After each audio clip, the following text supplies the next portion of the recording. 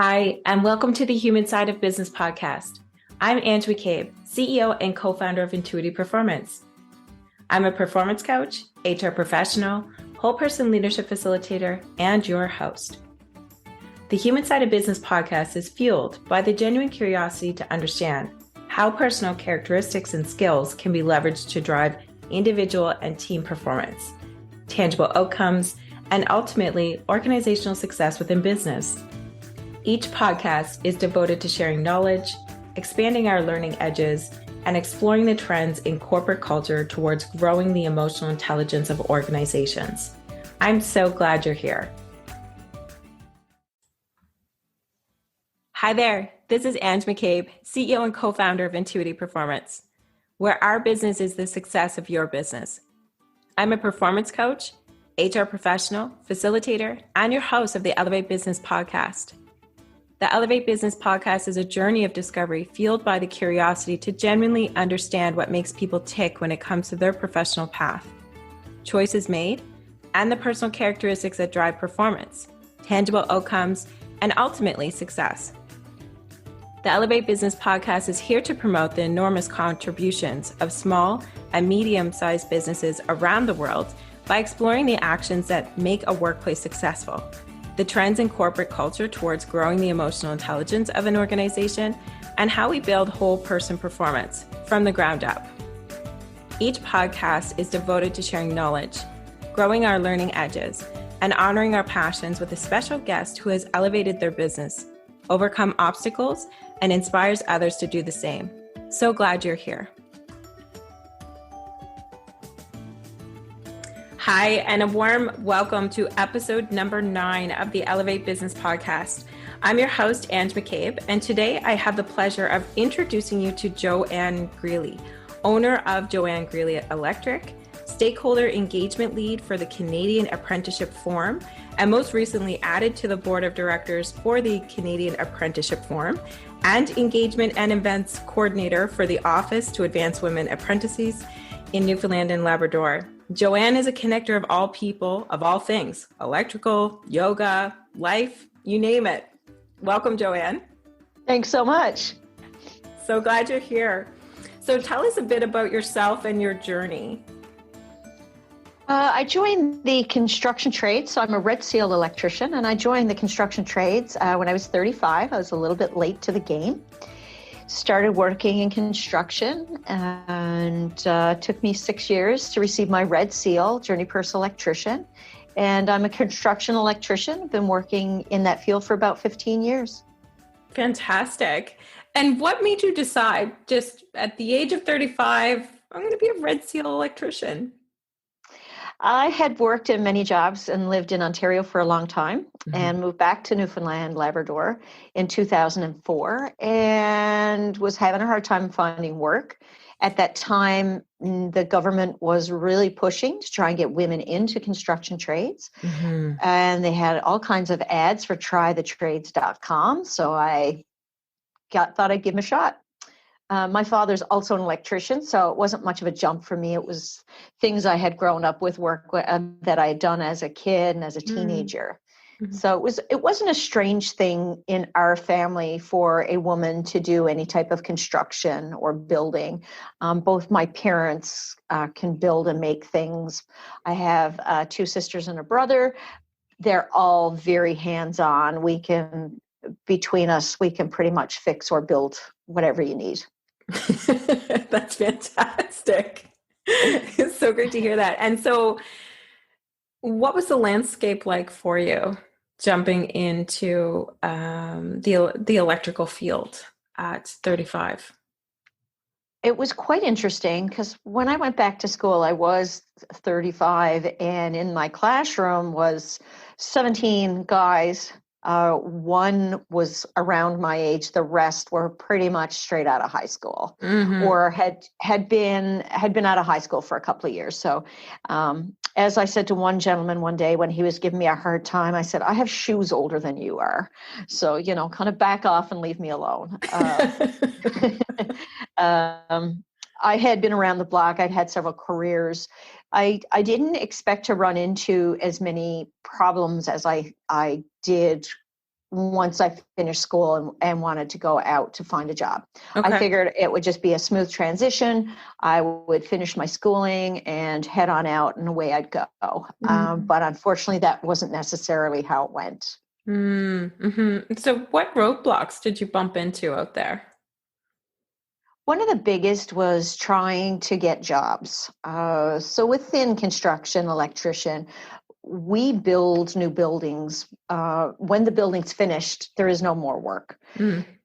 So we changed jobs quite a bit. And I was really surprised at how difficult it was for me to get on with the company, find work, and continue on with my apprenticeship. So I needed 7,200 hours in order to write my red seal. And it Mm-hmm. was taking me a lot longer than other people slash guys to get those hours. I had kept exercise books of every company that I contacted, who I'd called, when I called them, if I'd sent an email with my resume, cold called. And I was really amazed at how I just really had a hard time finding work. Mm-hmm.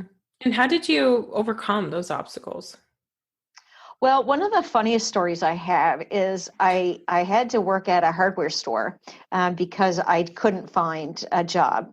And a gentleman walked by with his company's name on it, Penny Electric. And when I saw it, my eyes lit up because I knew exactly who he was, even though I'd never met him before. And I called out to him and I said, "Hey, I'm Joann. I'm a second-year apprentice. I've sent my resume to you every month now for the last 3 months. I'd really like a job."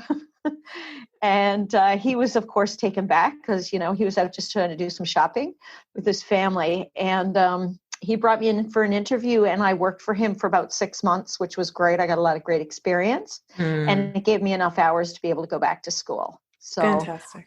yeah. And then another job after that as well, I had kind of had to beg for the job and said, um, just hire me on, and if I'm absolutely terrible after 1 month, we'll just part ways. And of course, I worked for him for a couple of years as well. And when I did leave his employment, I asked him to hire another woman. So he was a changed man after I worked for him. He was super surprised at my abilities, and I think for him, he was really surprised that I wanted to do that type of work. And Mm. a lot of people, I think that's one of their big things is, people are so different. And I grew up getting dirty and doing electrical work and delivering wood stoves on Saturday with my dad, and growing up in business. And my sisters are the same. So to us, it's really no difference of we're going to put in a fence and it's all hands on deck.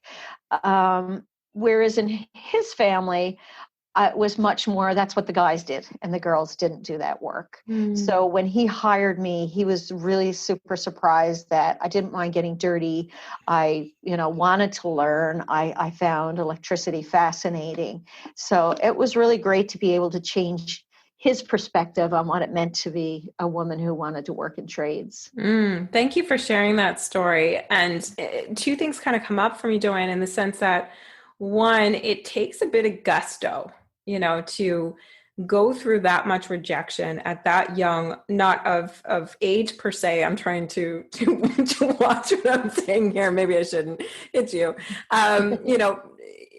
It takes gusto being in a new arena for a career Mhm. and calling out to someone that you don't know and that you've submitted your resume once a month for multiple months, and then jumping off there into pitching yourself almost all over again and having to say, hey, if I don't work out, we'll just part ways. Can you describe what's in you to the audience as to, like, how does that even work? Because most people would be like, oh, internally there'd be some sort of script of there's that guy again, oh, I got to apply again online. And that might be as far as it goes. I think for me is once I've decided that I'm going to do something, failure is not an option. Mm. And for me, especially when I started in to be an electrician, I just loved the work so much. I really loved that, and I'm a competitive person, and I wasn't going to have guys in my class graduating and getting their red seal, and me not getting that. That just wasn't an option. I was going to have that red seal just like them. Mm-hmm. So, being a connector, being raised by two parents that were community minded, growing up, my dad had a hardware store as well. And he'd say, so and so's light's ready now at the store. Look up their phone number in the telephone book and call them. I mean, I was 10 or 12 years old, and I'd be like, I can't call them. Yes, you can pick up the phone. My gosh, just tell them who you are. So I always remind parents that, challenge your kids to do more, better, challenge them to be like, oh, you've got this. Pick up the phone and call that person. And I think what that gives them is that fear then goes away. So like you said, I'd received so much rejection that to me, it was nothing to call the guy in the middle of a hardware store and hey, hire me. I want a job. I want to work for you. The funny thing about that gentleman was I was doing a talk at an awards ceremony for new journey persons with the government of Newfoundland, and I had his story in my speech, and he was in the audience the first time, which was so nice. And I did a shout out to him, and afterwards we talked, and it was really important for me to be able to thank him and for the other people in the room to understand how by him giving me that job really changed my life. I didn't have to work at a big box hardware store. I didn't like working there. It was a necessary evil. And, he changed my life because I was able to have those hours to go forward and do more work. And I think it's really important that people realize that if somebody emails you 4 times they want a job, my goodness, hire them. They will be loyal to you. And that's what I always tell people when they talk about hiring women in trades as well, is sometimes we have such a difficult time getting work that if you hire us, we're the loyalist people. We want to make sure that you are getting the biggest bang for your buck and making sure that everybody knows what a great employer you are. So just something to keep in mind if you are an employer and you're considering hiring a woman. That's fantastic. And I think it's really important for everyone to hear that. So tell us a little bit more as to, okay, so you received a red seal, and then what made you go from working for a company as an electrician to creating your own? I had done lots of side jobs while I was working for other people and for the large projects here in Newfoundland as well. And when the large projects were finished up, one of the great things about working 14 and 7 for 8, 10, 2 years is you become quite financially independent if you play your cards right. So when I did finish up at those jobs, I was financially independent. I had money in the bank. I didn't have any bills. I didn't have a mortgage. And I knew that I knew how to do residential work. So I decided to create a company that just did small fixes in people's homes. I only installed light fixtures. I also installed big chandeliers in larger homes that other electricians didn't want to do, which involved, bringing in scaffolding and a little bit more finicky work.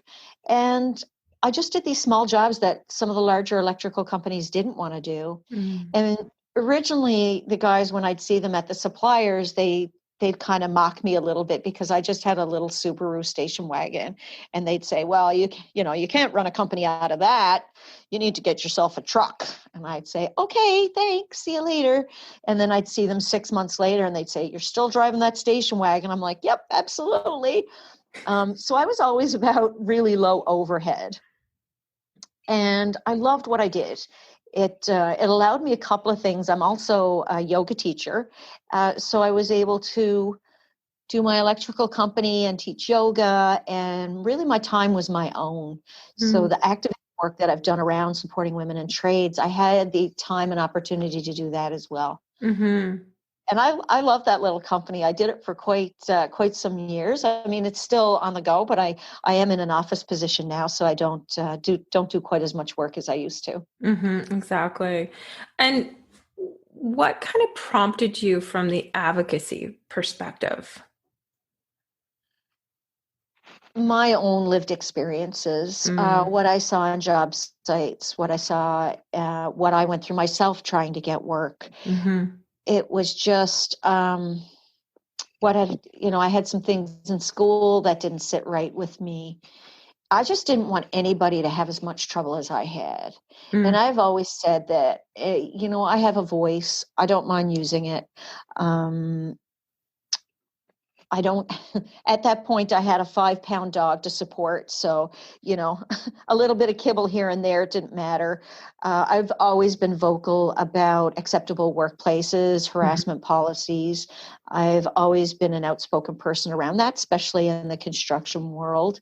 Things are changing. Construction world is changing, maybe not quite as quickly as I'd like to see.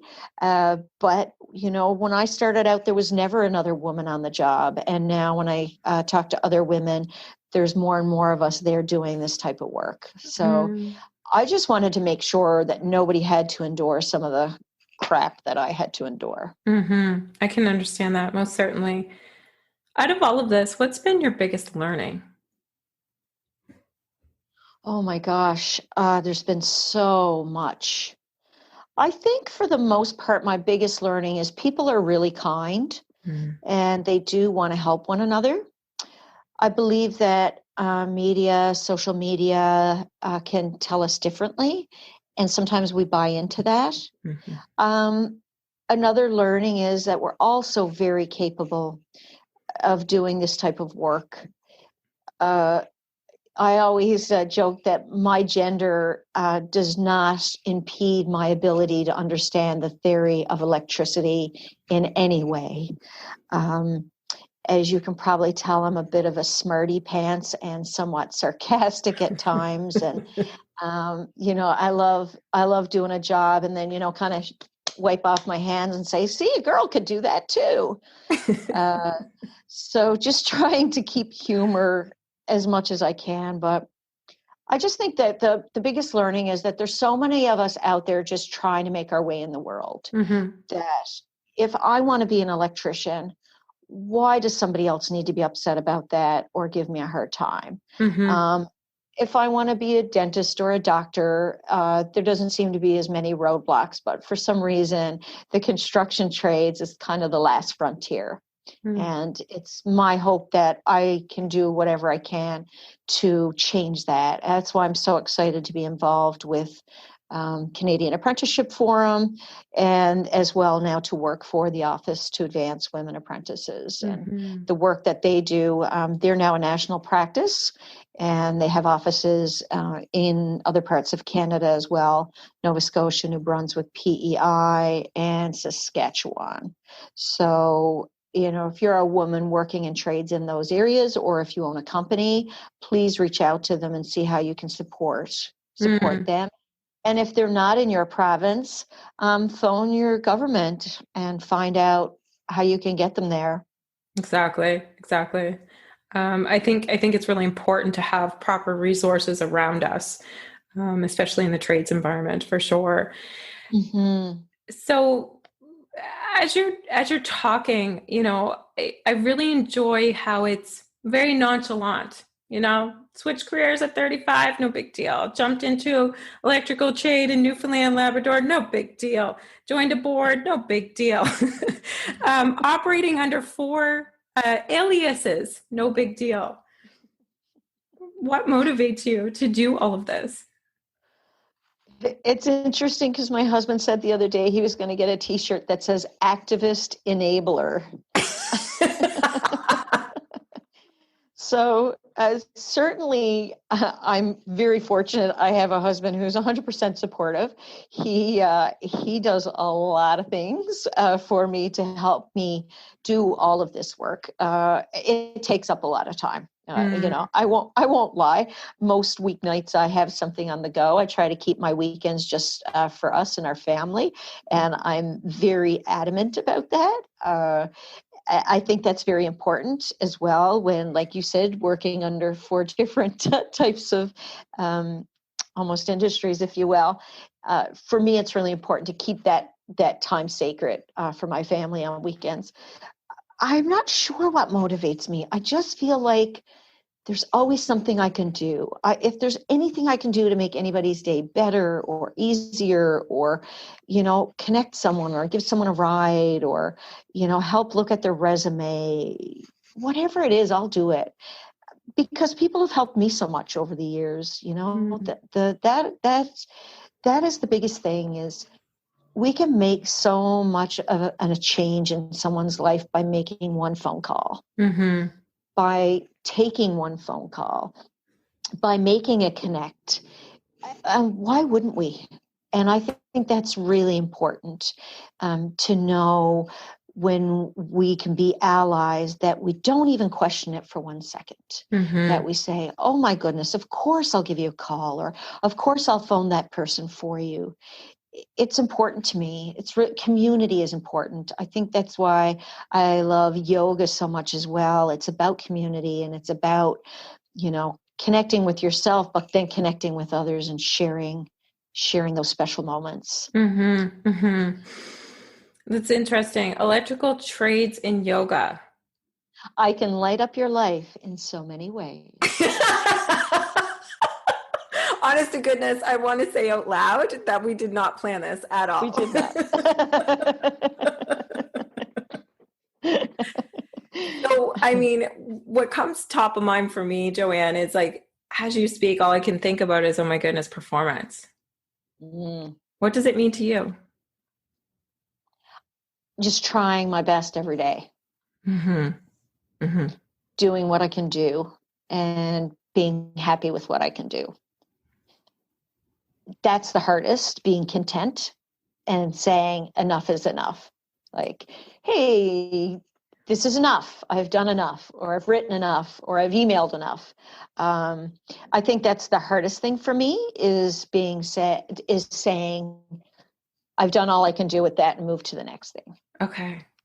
I'm a tweaker. I like to tweak things. I like to, I guess there's a bit of a perfectionist there. Definitely. So, yeah. Does that answer that question for you? It does. It does, certainly. And you had mentioned earlier that from the electrical or the electrician side of things, Joann, that there were some barriers and things that didn't go as planned or took a little bit longer. And I'm sure when it comes to advocacy, it's the same thing, right? We all have our expectations.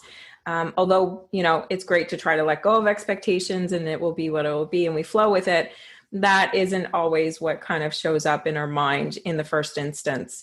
So the days that things aren't going right, or the weeks or the big events for you, how do you move past it? Like what's the script that kind of goes on for you? As a perfectionist person who is an advocate who's really busy, that's really where yoga comes in for me. Being able to say, it's okay. It's not meant to be at this time. Do lots of breathing exercises before I have to do any type of speaking engagement. I do lots of things like that. I don't know. I think just trying to be in the moment is super important to me, and trying to say, this is where we are today. And then, I mean, as much as Facebook can be super crazy, and when they do those memories of like 6 years ago, you were doing such and such, and it really triggers me to say, oh my gosh, that was only 6 years ago.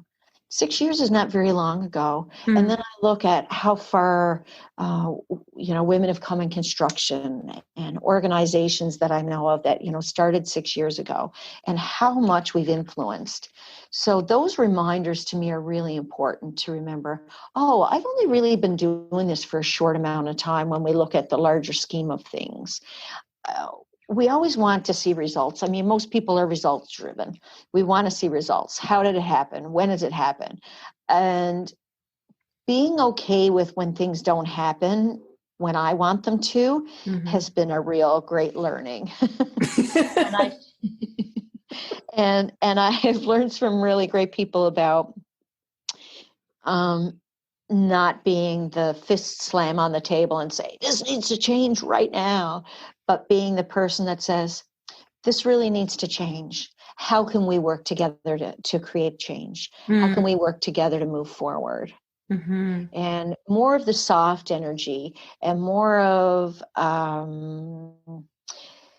trying to drag other people in. And I think that's where the connect comes as well, of, getting other people that I know on board to say, come sit at this table. I'm going to have a talk. I want you there. And to hear your voice or their voice.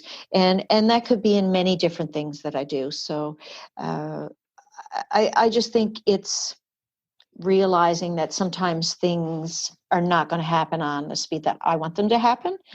And that there's reasons for that I perhaps don't know or see, and be okay with it.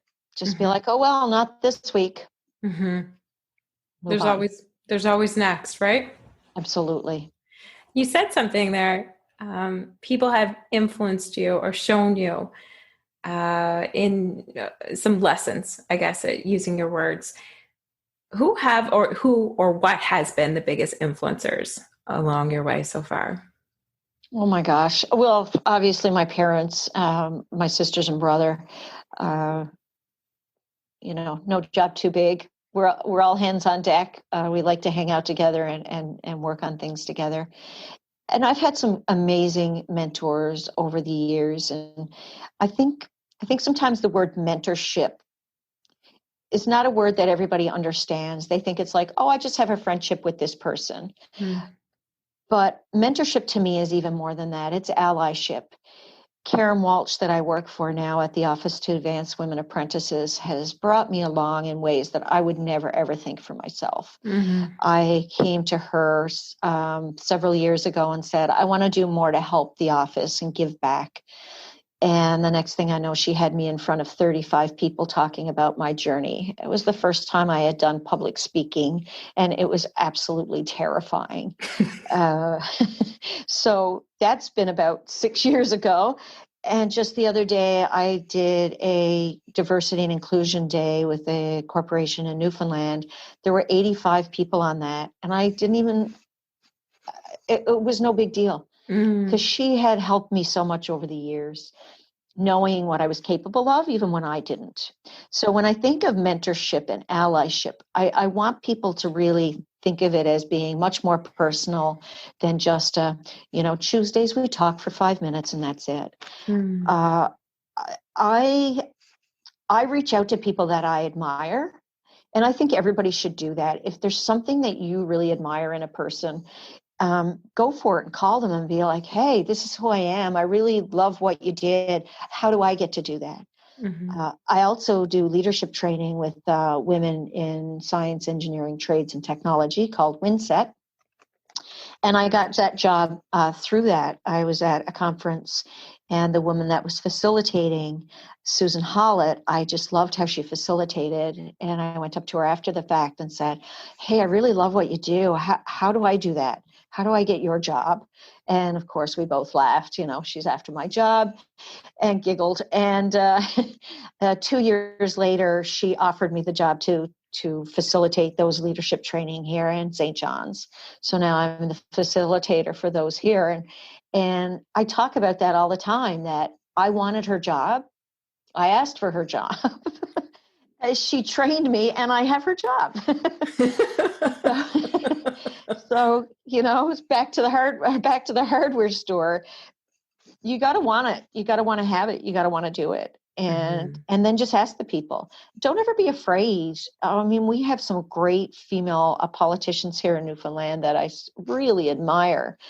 And I have called them up and when things weren't going great for me, and said, hey, this is what I'm into and I need your help. What can you do for me? And they have been more than gracious. So I think when it comes to being influenced, there's so many people that influence me. And then, in turn, I'm able to influence other people. I think it's really important as well that when somebody does influence you or somebody does something for you, that you send a note or an email or pick up the phone. It's so important to let people know that you appreciate what you've done for them. Mm-hmm. Number one, it really, resonates with them that they did the right thing. It makes them realize how grateful you are. And then it also helps to make them do it again for someone else. Mm-hmm. Mm-hmm. You know what I mean? Because, I Yeah. mean, at the end of the day, we want people to succeed. And I love it when someone phones me up and says, hey, I saw you at this, or I heard you at that, and then I went and did something. Or, you gave a talk about allyship and how, just give someone a call, and I did that, and this was the aftermath, or this is what happened. So I think Mm-hmm. it's really important that when people do these things for us, that we make a quick phone call and thank them. Very important. Gratitude is a huge thing. It is. And Absolutely. it almost gives back to that person, is what I'm hearing. It gives back a thanks. It gives back validation, to your point that they did the right thing. It gives back appreciation. And it's almost like an external motivator for them to keep giving. Absolutely. Mm-hmm. Especially if they're in a position. In my talk last week, I said, if I'm in the position to do something for someone, my gosh, why wouldn't I? Because it means I just pick up the phone. you know, you just sent me an email and said, hey, let's do this podcast. Absolutely. I think it's important to do what we all can, Mm. not shy away from things. I agree. I agree 100%. Acknowledging though that that's not how everyone thinks. No. I was out over the weekend with a friend, and we were actually talking about the incident where the planes were diverted to Newfoundland, Okay. and there were some New Yorkers there, and in the documentary, the individuals or the residents of Newfoundland, were getting thanks of appreciation. And there was a lot of camaraderie there that was taking place because of the length of time and the nature of the incident. And something that really kind of resonated with me, Joann, was that as they were getting gifts of thanks and personal thank yous, the residents of Newfoundland were saying something to the effect of, well, we're just doing what everyone would do. And the New Yorkers looked at them and laughed and said, no, no, that's not the case. And I mean, I'm surmising and very much paraphrasing down to a diplomatic story. But I want to acknowledge, Joann, that you have a gift and you're so willing to give it. And it's so powerful. Like, I don't think you understand how much you impact people, which is why I wanted you on this podcast, because you have such a strong presence. And if there's anything that I can do to help add volume to that, then I'm going to do that, because people need to hear this message from you, because it's so beautiful in the sense of you need to pick up the phone. You need to promote yourself. You need to ask for yourself, where people have different environments or different personality types or different experiences or different levels of confidence.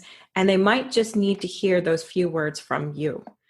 Or from someone like you. So I think it's really important to have podcasts or vlogs or any type of social media that's positive in the instance of building up our confidence, because it really impacts all of our industries for sure.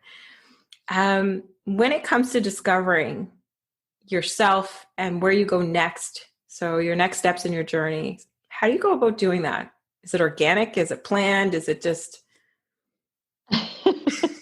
It's funny you say that. Some things are kind of planned. Like there's certain things I would like to see for myself over the next 10 years. But I leave a lot of things wide open, because opportunities present themselves all over the place if you're willing to listen and willing to be quiet enough to hear them. And I don't ever want to limit myself. I always want to make sure that I have space for these unplanned things to happen. Mm. I really like it when, you get ready for the weekend and you pack up the car and you say, let's head that way. And that way could just be east or west with no real plan, because you fall into way more fun and exciting things than having everything all planned out. I'm going to continue with my advocacy work. I mean, that's just something that's so strong for me. I really, in my lifetime, I've told my niece, she's 14 now, I said, when you decide to choose a career, I want you to be able to say, I'm going to be an electrician, and no one will think it's a strange thing. So she's 14 now, so we've got a few more years. Pressure's on. So, I mean, that's always going to be important to me. I don't think I'll ever give that up. But I don't know. I could be back on the tools next year. I worked in TV for a while. I loved that creative work. I have a home outside of the city. I love living out there. I joke that I'm just going to, raise some chickens, sell eggs, and knit hats. That could happen. I just don't like to limit myself. And I believe that for me, and because of my voice and my ability and willingness to have these conversations, I think that there's going to be a larger role for me to play within Canada. The construction industry itself is going to be crying for workers over the next 10 years. Yes. When we look at the number of construction workers that are retiring, we are not filling up the back end as quick as we need to.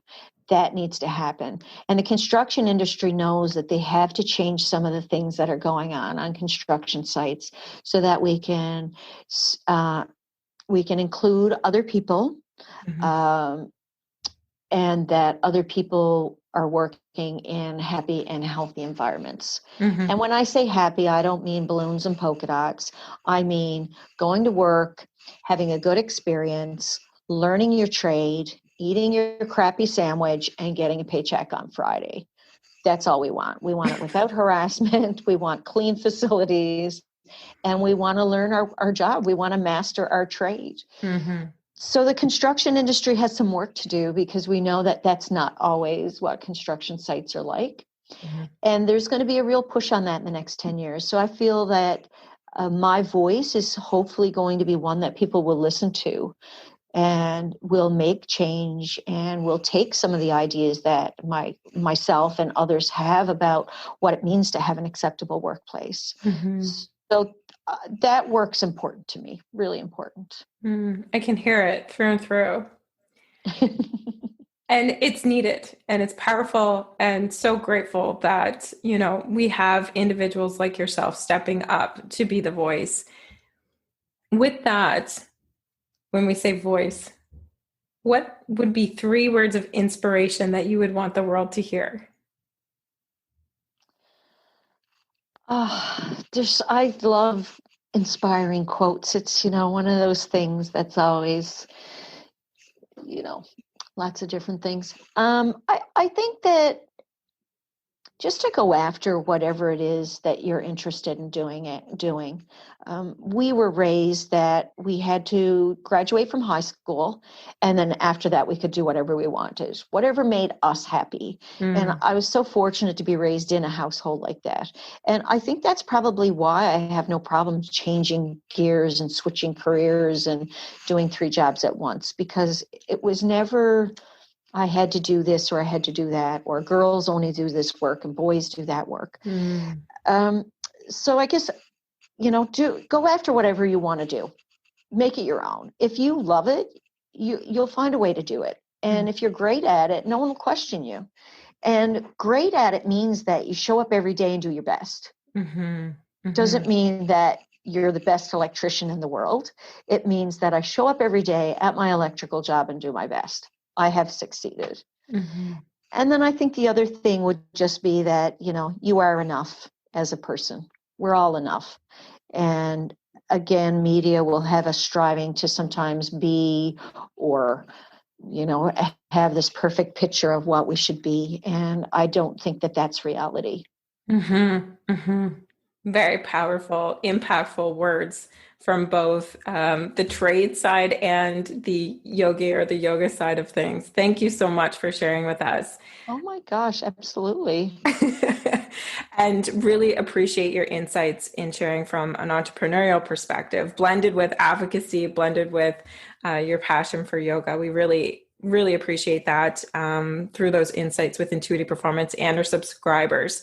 So for those who would like to learn more about Joann Greely and the work that she does, we're going to be providing links to her profile on LinkedIn, as well as tied into the Office to Advance Women in Apprentices in Newfoundland and Labrador.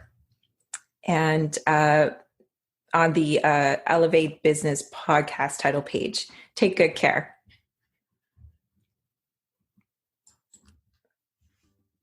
Thanks for listening to the Elevate Business podcast. I hope you enjoyed the program. You can subscribe to future podcasts at intuitiveperformance.com, where you can also sign up for webinars and learn more about professional coaching and our facilitation solutions available to help fire up your whole person performance skills and drive actions for success. Until next time, stay true to you and take care of each other. We are all better together. Thanks for listening to the Human Side of Business podcast. I'm glad you could join us. If you enjoyed today's episode and want to stay updated with our latest content, make sure to visit our website. The link can be found in the episode description, where you can subscribe to the podcast, sign up for our newsletter, and learn more about our whole person leadership services. Sounds interesting? Explore the Whole Person Leadership Cohort by Intuitive Performance, a unique program that offers unparalleled support to managers on every step of their leadership journey.